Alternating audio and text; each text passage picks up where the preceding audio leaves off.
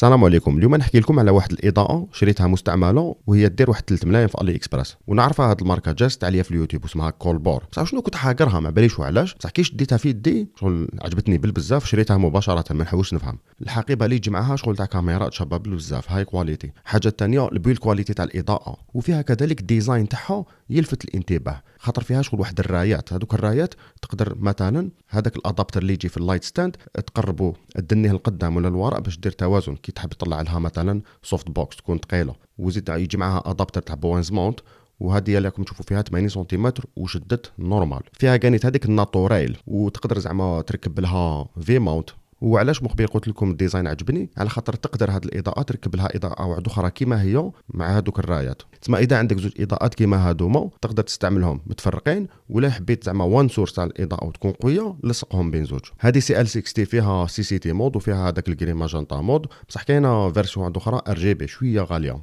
وكما راكم تشوفوا الشاشه تاعها كبيره والكتيبه كانت كبيره، تسمى تقدر تتحكم في الاعدادات بكل اريحيه. وشنو كانت فيها تطبيق الاضاءه في العموم ما ديرش بزاف الحس، وفيها هذوك الاعدادات تاع وين تقدر تتحكم في الفان يعني الفونتيلاتور تاعها يقدر يكون مثلا سمارت.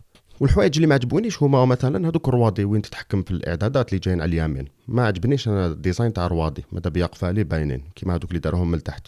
كاينه نقطه ما على باليش ولا نقدر نقول سلبيه، بصح كي تركب لها هذاك الكسكاس في البوينز ماونت وبعد الاضاءه تولي شغل نقطه شغل سبوت. بالك هذه كاين اللي تساعدو كي حاب يركز الاضاءه في كاش بيج ديفيوجن ولا.